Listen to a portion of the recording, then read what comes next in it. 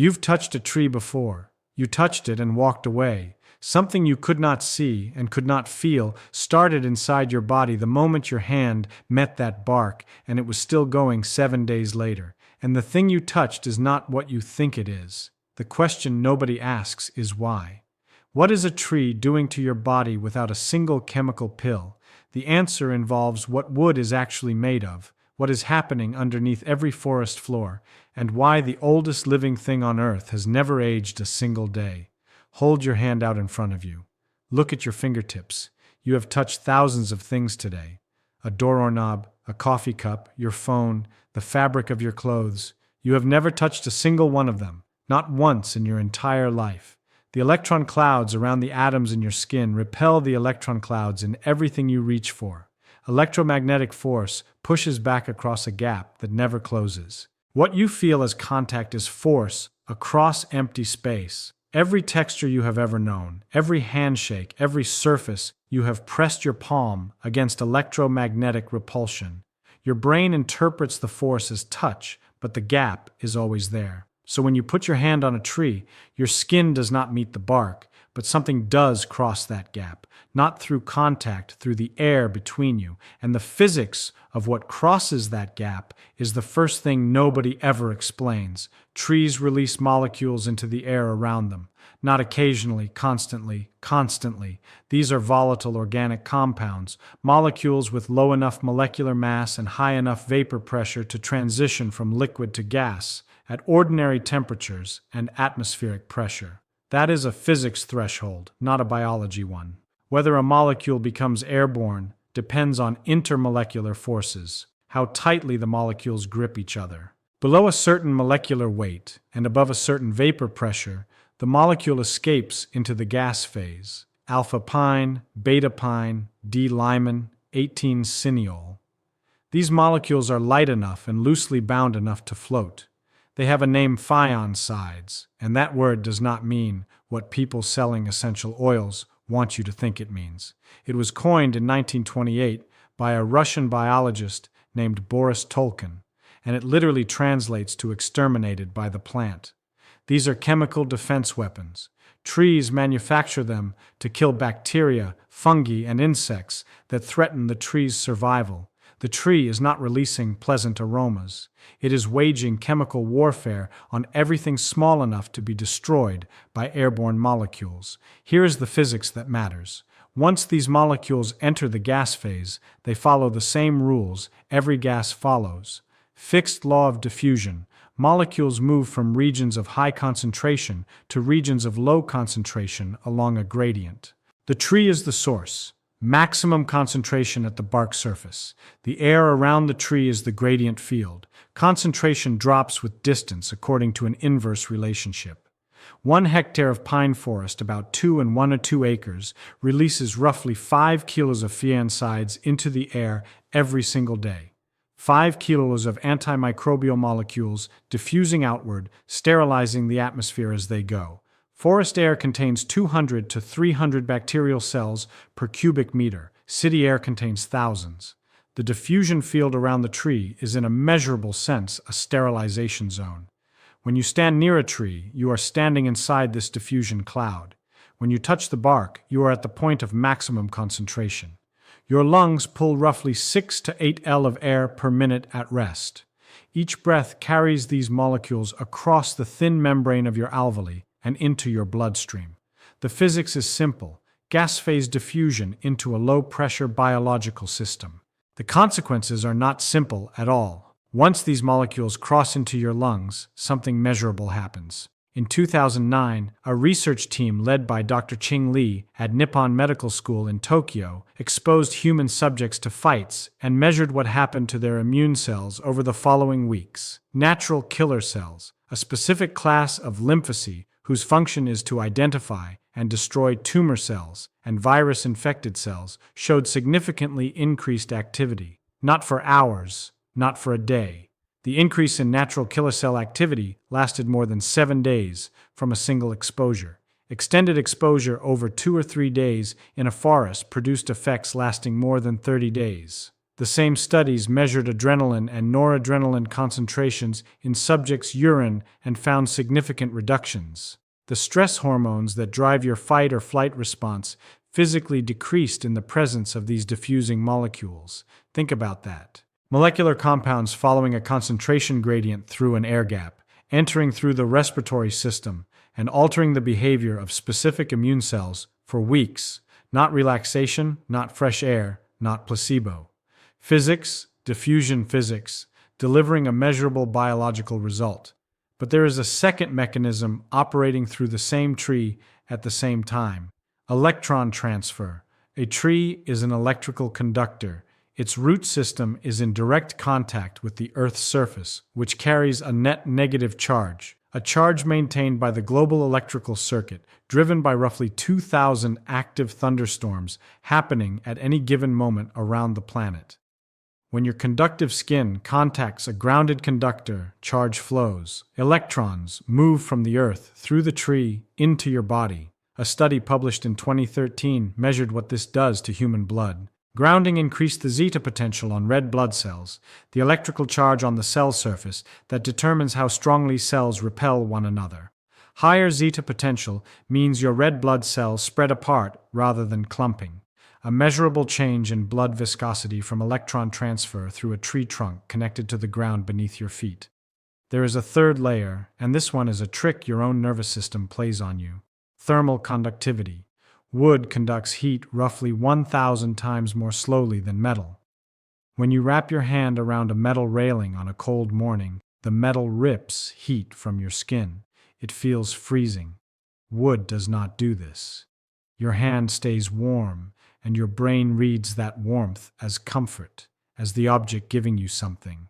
But the tree is not giving you warmth. It is simply failing to take it. Your nervous system cannot distinguish between an object that provides heat and an object that does not conduct it away.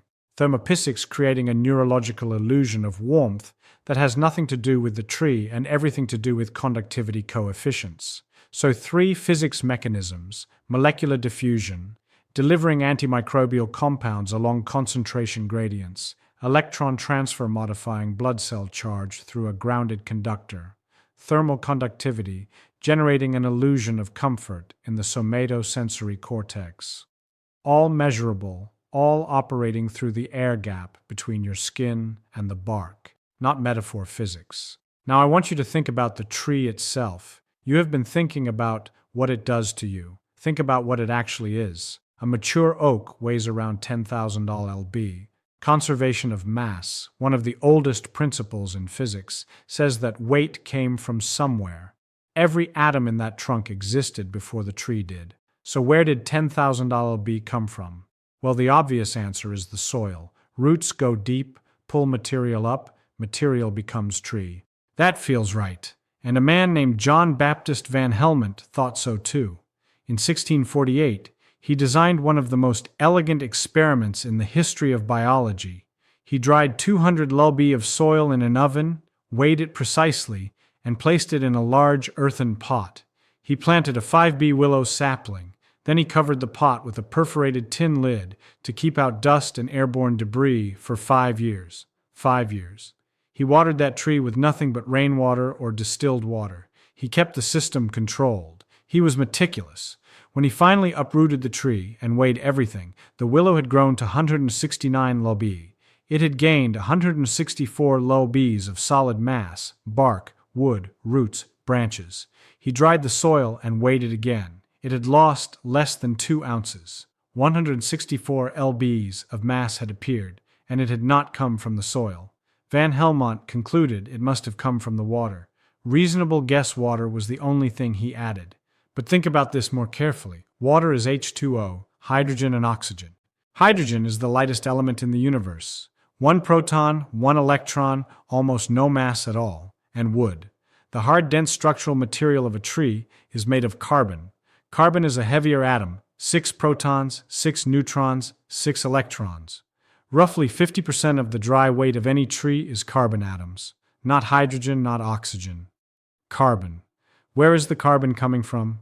Not from water. Water contains no carbon. Not from soil. The soil barely changed. all the minerals.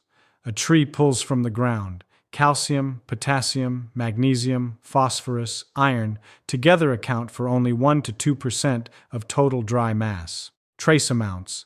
The water contributed hydrogen and oxygen. Yes, but the carbon, the bulk of the tree, the thing that makes wood hard and dense and structural, did not come from water and did not come from soil.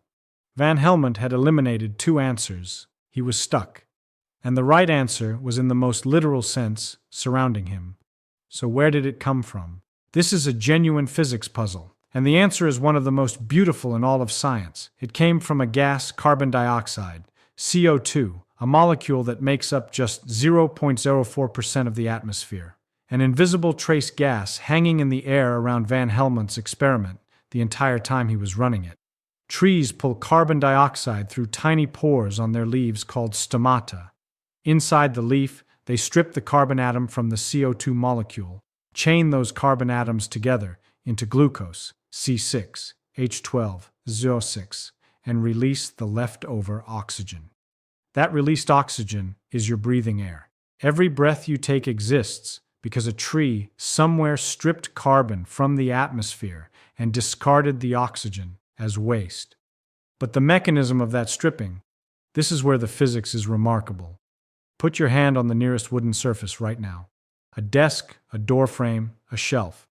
What you are touching was assembled by starlight. Sunlight is electromagnetic radiation traveling at 300 million meters (ss) from a star 93 million miles away. When a photon of the right wavelength, roughly 400 to 700 nanomi, the visible spectrum strikes a chlorophyll molecule in a leaf, it kicks an electron to a higher energy state. That electron has absorbed the photon's energy. It is now unstable, excited, carrying more energy than it should. It enters an electron transport chain, a sequence of molecular machines embedded in the membrane of the chloroplast, and its energy is extracted step by step to build ATP, the universal energy molecule of biology. That ATP then powers the most thermodynamically improbable reaction in the living world, breaking apart carbon dioxide. CO2 is one of the most stable small molecules in nature. The bond between carbon and oxygen is strong. It takes real energy to tear it apart. The ATP provides that energy. The carbon atom is freed from its oxygen partners, and the tree forges it into glucose through new electromagnetic bonds. Carbon to carbon to carbon to carbon. A chain, a structure, a solid. Glucose becomes cellulose. Long repeating chains of carbon, hydrogen, and oxygen that form the structural walls of every plant cell. Cellulose becomes reinforced with lignin, a harder, more complex carbon polymer that fills the gaps between cellulose fibers and gives wood its rigidity and its resistance to compression. Electromagnetic energy from a star captured by a pigment molecule converted to chemical bond energy holding carbon atoms in fixed positions. That is not a metaphor. That is the molecular mechanism. Photon energy in, solid matter out. A 10,000 Celsius oak is solidified air. Crystallized atmosphere built atom by atom from an invisible gas assembled by captured starlight. Conservation of mass and conservation of energy, both satisfied. Here is the part of this story that I find poignant. Van Helmont, the man who designed that beautiful experiment, the man who proved definitively that the mass did not come from soil, spent years trying to figure out where it went, and the answer was floating invisibly in front of his face the entire time. But here is the twist that makes the story extraordinary.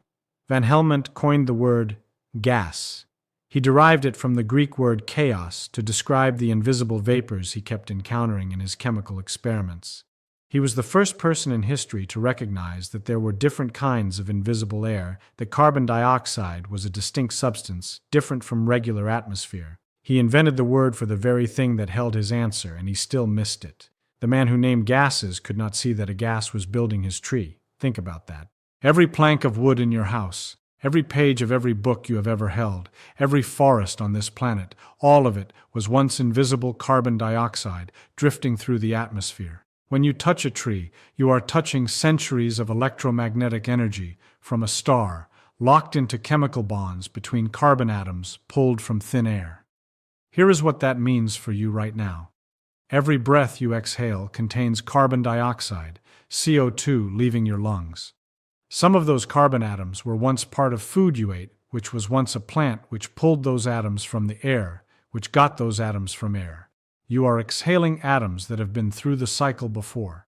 The carbon in your breath was once a tree, or a blade of grass, or a fern 300 million years old, and the tree you are standing next to right now is pulling some of those atoms back in through its leaves, stripping the carbon, building it into wood. You are breathing out what the tree is breathing in.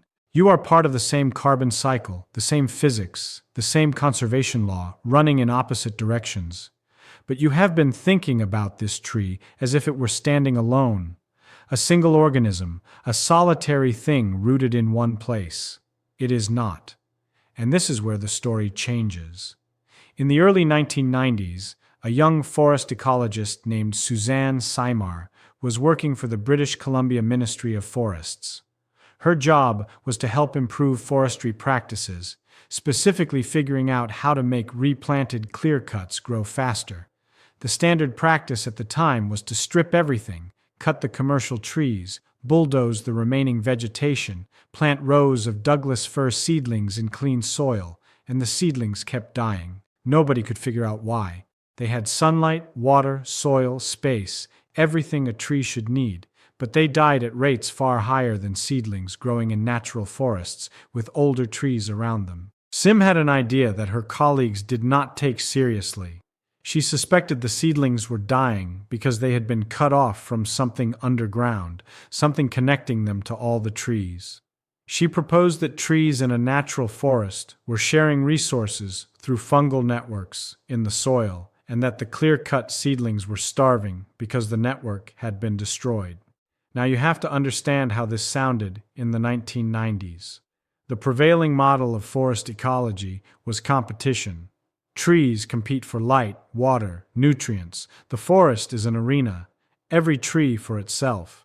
The idea that trees were cooperating, sharing carbon, feeding each other sounded like mysticism, not science. Samad was dismissed. She has talked openly about senior colleagues telling her this work would end her career. She designed the experiment anyway. She went into the forest with plastic bags, syringes, a Geiger counter, and 2 different radioactive isotopes of carbon, carbon-14 and carbon-13. She covered individual birch and fir seedlings with sealed bags, injected air containing the radioactive CO2, and let the trees photosynthesize the labeled carbon into their tissues. Then she waited. Hours passed. She moved to the neighboring trees that had been growing nearby but had never been exposed to either tracer gas, and tested their tissues with the Geiger counter.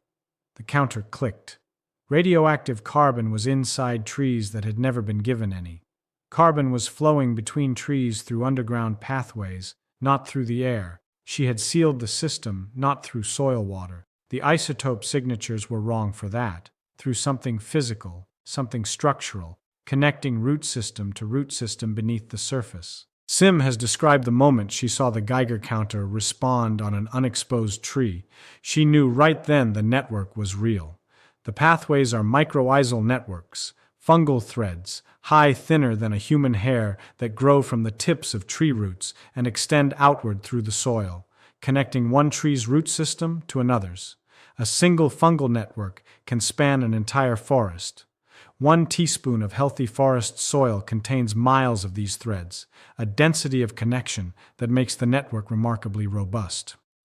Now, the topology of these connections resembles what network scientists call a scale-free network, a mathematical structure where a few nodes have enormous numbers of connections while most nodes have few. The same architecture found in the internet in airline route maps in the neural connections of a brain. The oldest, largest trees are the hubs, the highest degree nodes. The younger trees are the peripheral nodes connected to them. Kevin Baylor, one of Simard's graduate students, used DNA analysis to map the physical connections in an entire Douglas fir forest.